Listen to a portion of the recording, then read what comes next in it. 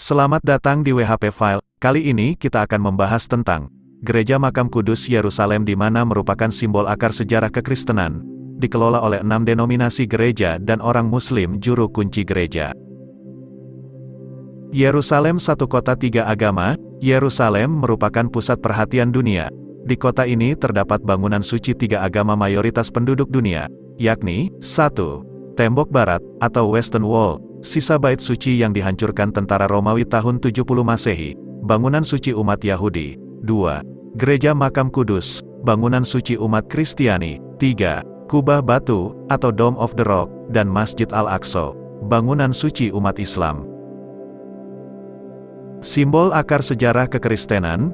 Setiap minggu umat Kristiani mengucapkan pengakuan iman percaya, yang sebagian bunyinya sebagai berikut: Aku percaya kepada Yesus Kristus Tuhan kita, yang dikandung dari Roh Kudus, lahir dari anak darah Maria, yang menderita sengsara di bawah pemerintahan Pontius Pilatus, disalibkan, mati dan dikuburkan. Peristiwa disalibkan, mati, dan dikuburkan diperkirakan terjadi antara tahun 30 Masehi sampai 33 Masehi. Lokasi penyaliban Tuhan Yesus Kristus, lempengan batu tempat jenazahnya ketika diturunkan dari kayu salib, dan makamnya dapat dilihat di Gereja Makam Kudus. Demikianlah mengapa Gereja Makam Kudus ini merupakan simbol akar sejarah kekristenan.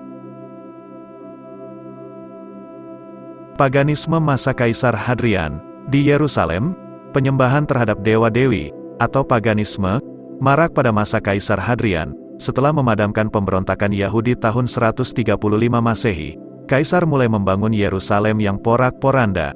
Kuil dibangun di mana-mana. Yang menonjol adalah kuil Dewi Aphrodite, dewi kecantikan Yunani. Versi Roma disebut Dewi Venus. Yerusalem dirubah namanya menjadi Aelia Capitolina, menghormati dewa-dewa Kapitel di Roma. Wilayah Israel, Yudea Samaria, dihapus dari peta bumi dan diganti dengan Palestina. Era Kristiani masa Kaisar Konstantin. Era Kristiani dimulai ketika Kaisar Konstantin berkuasa tahun 325 Masehi. Sebagai Kaisar Romawi Kristen, Konstantin ingin membangun simbol-simbol Kristiani di seluruh kekaisaran. Beliau menyambut baik usulan Makarios, uskup Yerusalem, untuk membangun gereja di Yerusalem dengan menggusur kuil Aphrodite. Makarios menganggap di bawah kuil Aphrodite tersebutlah letak makam Yesus Kristus. Pada masa Konstantin, Yerusalem yang berwajah pagan, secara bertahap berubah menjadi berwajah Kristiani. Pembangunan Gereja Makam Kudus. Penggalian di bawah kuil Aphrodite dimulai tahun 325 Masehi. Helena, ibu Kaisar Konstantin, hadir dan berperan penting dalam proses ekskavasi dan pembangunan gereja. Peresmian gedung gereja dilakukan pada September tahun 335 Masehi. Kaisar Konstantin tidak hadir sewaktu peresmiannya. Khotbah acara peresmian dibawakan oleh Uskup Eusebius. Bangunan Gereja Makam Kudus yang sekarang tidak sama dengan bangunan pada awal berdirinya. Beberapa kali mengalami penghancuran atau pengerusakan akibat pertikaian merebut dan menguasai Yerusalem. Proses sampai terbentuknya gereja sekarang, terjadi beberapa kali pengerusakan, penghancuran gereja, yakni 1. Gereja terbakar saat invasi Persia ke Yerusalem tahun 614 Masehi, diperbaiki tahun 630 Masehi setelah direbut kembali oleh Kekaisaran Bizantin. 2. Pada masa Yerusalem jatuh ke tangan Muslim tahun 638 Masehi, Patriark Yerusalem, Sophronius, menyerahkan semua kunci kota kepada Khalifah Umar.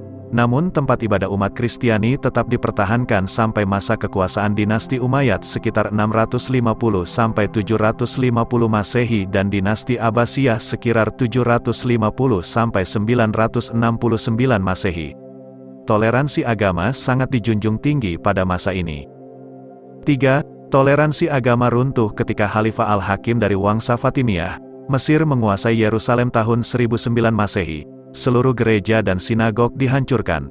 Barulah pada masa pasukan salib menguasai Yerusalem tahun 1099, Gereja Makam Kudus dibangun kembali dan selesai pembangunannya seperti bentuk sekarang pada tahun 1149 Masehi, semasa Ratu Melisande. 4. Pertikaian juga terjadi di kalangan umat Kristiani mengenai siapa yang memiliki kontrol terhadap Gereja Makam Kudus. Apakah Ortodoks Yunani atau Katolik Roma, atau Ortodoks Armenia? Juru kunci gereja orang Muslim, Sultan Saladin. Penguasa Muslim merebut Yerusalem dari pasukan salib tahun 1187 Masehi.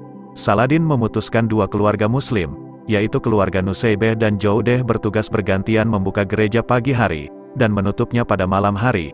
Pada awalnya hanya keluarga Nusaybeh sebagai pemegang kunci, mengikuti tradisi kakek mereka saat Yerusalem dikuasai Khalifah Umar. Sejak Saladin berkuasa, juru kunci membuka dan menutup gereja dilakukan oleh dua keluarga Muslim. Setelah pintu gereja dibuka, masing-masing denominasi gereja melakukan aktivitas masing-masing di kapel, atau ruangan yang mereka kelola di dalam gereja. Denominasi Kristen pengelola gereja. Saat ini, ada 6 denominasi Kristen pengelola gereja Makam Kudus. Sesuai dengan keterkaitan mereka dalam perjalanan sejarah gereja Makam Kudus, ke-6 denominasi tersebut adalah: 1. Gereja Ortodoks Yunani, 2. Gereja Apostolik Armenia, 3. Gereja Roma Katolik, 4. Gereja Ortodoks Koptik, 5. Gereja Ortodoks Ethiopia, dan 6. Gereja Ortodoks Syria. Gambar Gereja Makam Kudus.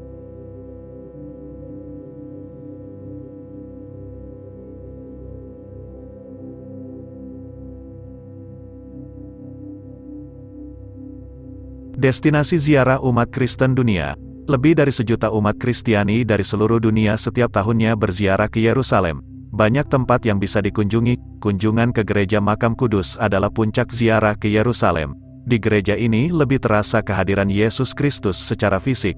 Seringkali para peziarah menangis terharu ketika mencium lempengan batu tempat jenazah Yesus Kristus diturunkan dari kayu salib. Kegiatan berziarah ke Yerusalem, khususnya ke gereja Makam Kudus ini, bermanfaat untuk mengingatkan kembali peristiwa akar sejarah kekristenan, dan dapat lebih meneguhkan iman percaya umat Kristiani yang berziarah. Sumber penulisan. Terima kasih, sampai jumpa di video WHP file berikutnya.